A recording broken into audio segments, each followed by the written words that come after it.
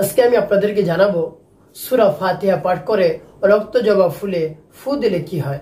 খুবই দামি, বহু দরকারি, গুরুত্বপূর্ণ আমলটি শিখে রাখুন, কাজে লাগবে।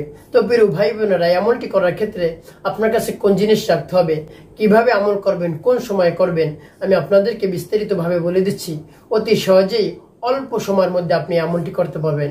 তাই বিস্তারিত জানার জন্য, আমলটি শিখে রাখার জন্য ভিডিওটি শেষ পর্যন্ত দেখার অনুরোধ থাকবে।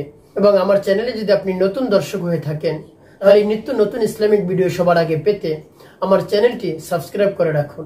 তো প্রিয় ভাই বোনেরা, এই আমলটি আপনি কখন করবেন? আপনি এই আমলটি ঈশান নামাজ জামাতের সাথে আদায় করে, তারপরে আপনি সব কাজ শেষ করে, তারপর আপনার মনকে স্থির করে, তারপর আপনি নির্জন একটি জায়গায় গিয়ে এই আমলটি করা শুরু করবেন, যেখানে আপনাকে কেউ ডিস্টার্ব করবে না, কেউ ডাকাডাকি করবে না। আমলের শুরু থেকে আপনি কারোর সাথে কোনো ধরনের কথা বলবেন না, বা কেউ যেন আপনাকে না ডাকে। এভাবে নির্জন একটি জায়গায় আপনি গিয়ে এই আমলটি করবেন। তো আমলটি করার ক্ষেত্রে আপনার কাছে কোন জিনিস রাখতে হবে? 3টি রক্ত জবা ফুল রাখবেন, আপনার সামনে রাখবেন। একেবারে ভালো, এমন না হয় শুকনো রক্ত জবা ফুল নিয়ে আসছেন, ভালো একেবারে তাজা 3টি রক্ত জবা ফুল আপনার কাছে রাখবেন।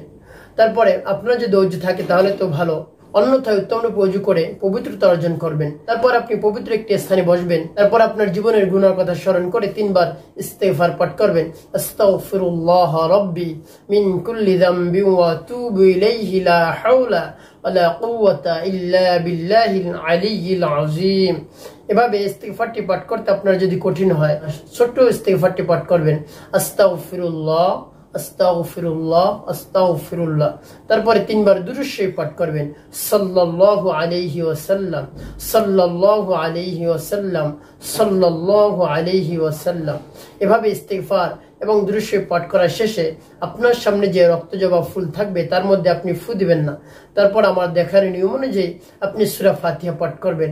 আর যখনই সূরা ফাতিহা পাঠ করবেন, আপনার সেই আমলের দিকে আপনি মনোনিবেশ হবেন। আপনি যে উদ্দেশ্যে আমলটি করতেছেন সেই উদ্দেশ্যের কথা মনে মনে স্মরণ করবেন, মনে মনে ভাববেন, চিন্তা করবেন, হে আল্লাহ, আমার এই সমস্যা আপনি দূর করে দেন। তারপর আমার দেখানো নিয়ম অনুযায়ী আপনি সূরা ফাতিহা পাঠ করবেন, যেমন বিসমিল্লাহির রহমানির রহিম আলহামদুলিল্লাহি রাব্বিল আলামিন আর রহমানির রহিম মালিকি ইয়াউমিদ্দিন إياك نعبد وإياك نستعين اهدنا الصراط المستقيم صراط الذين أنعمت عليهم غير المغضوب عليهم ولا الضالين। এভাবে যখন সূরা ফাতিহা পাঠ করা হবে, তারপরে আপনার সামনে যে রক্ত জবা ফুল থাকবে তার মধ্যে আপনি একটি ফু দিয়ে দেবেন। তো প্রিয় ভাই বোনেরা, যখন ফু দিবেন, এরপরে সেই ফুল 3টি কিন্তু আপনি ডেকে রাখবেন।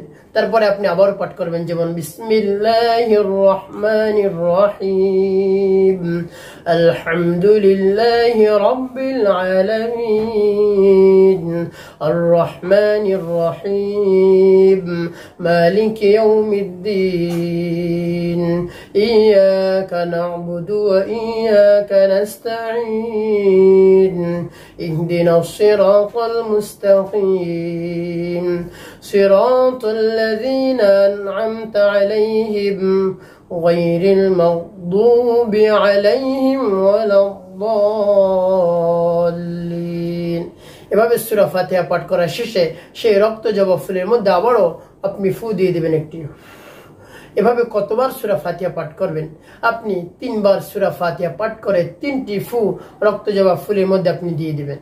তারপরে আপনি শেষে 3বার দুরূদ ইব্রাহিম পাঠ করবেন, আল্লাহুম্মা সাল্লি আলা মুহাম্মাদিন ওয়া আলা আলি মুহাম্মাদ কামা সাল্লাইতা আলা ইব্রাহিম ওয়া আলা আলি ইব্রাহিম ইন্নাকা হামিদুম মাজিদ আল্লাহুম্মা বারিক আলা মুহাম্মাদিন ওয়া আলা আলি মুহাম্মাদ কামা বারাকতা আলা ইব্রাহিম ওয়া আলা আলি ইব্রাহিম ইন্নাকা হামিদুম মাজিদ আল্লাহুম্মা বারিক আলা মুহাম্মাদ ওয়া আলা আলি মুহাম্মাদ কামা বারাকতা আলা ইব্রাহিম ওয়া আলা আলি ইব্রাহিম ইন্নাকা হামিদুম মাজিদ। তো প্রিয় ভাই বোনেরা, এভাবে আমল করে এই রক্ত জবা ফুল আপনি কি করবেন? তো আমি শুরুতেই বলে দিব এই রক্ত জবা ফুল আপনি কি করবেন, কিভাবে ব্যবহার করবেন, তারপরে বলবো আপনি কোন রোগের জন্য আমলটি করবেন। তো প্রিয় ভাই বোনেরা, এই রক্ত জবা ফুল আপনি পাটার মধ্যে পিষিয়ে নেবেন বা পাটার মধ্যে আপনি বেটে নেবেন, অর্থাৎ একেবারে আপনাকে এটা মিক্সার করতে হবে বা আপনাকে বেটে নিতে হবে, ব্লেন্ডার করে নিতে হবে। এই 3টি ফুল আপনি একই সাথে এভাবে ব্লেন্ডার করবেন বা পিষে নেবেন। আপনার বাসা বাড়িতে যে আপনি খাবার খান, যে ভাত আপনি খান, সেই ভাতের মধ্যে আপনি রাতে পানি দিয়ে রাখবেন। তো সেই ভাত আপনি সকাল বেলায় খালি পেটে আপনি খাবেন। কিভাবে আপনি খাবেন? আপনি যেভাবে আমল করে রক্ত জবা ফুল এভাবে পিষে নিয়েছেন বা ব্লেন্ডার করে রেখেছেন, সেই ফুল আপনি সেই ভাতের সাথে মিলিয়ে আপনি খাবেন। আপনি এভাবে খালি পেটে ফজরের নামাজ আদায় করে আপনি 1 সপ্তাহ এই আমলটি আপনি করুন। আর এভাবে খালি পেটে আপনি এভাবে রক্ত জবা ফুল পান্তা ভাতের সাথে মিলিয়ে আপনি খান, আপনার সেই রোগ মহান রব্বুল আলামিন দূর করে দিবেন। তো কোন রোগের জন্য আপনি এত কষ্ট করে এই আমলটি আপনি করলেন? সেই রোগটি হলো মহিলা মা বোনদের কোন লজ্জা নাই, জানতে হবে। এই জন্য কোনো ধরনের লজ্জা করা যাবে না, জানতে হবে।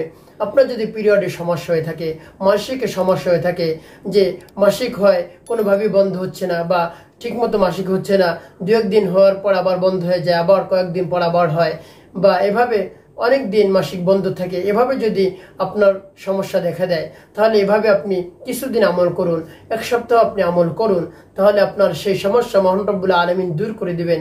আর এই আমলটি আপনি যখন করবেন, আপনি যে সূরা ফাতিহা পাঠ করবেন, সহি শুদ্ধ করে সূরা ফাতিহা আপনি পাঠ করবেন। আপনি যদি সহি শুদ্ধ করে না পারেন, তাহলে আপনি সহি শুদ্ধ করে আপনি সর্বপ্রথম শিখবেন, তারপরে আমলটি করবেন। এবং আমলটি করার ক্ষেত্রে পূর্ণ বিশ্বাসের সাথে এবং ইয়াকিনের সাথে আপনাকে আমলটি করতে হবে, তাহলে আপনি অবশ্যই উপকৃত হতে পারবেন।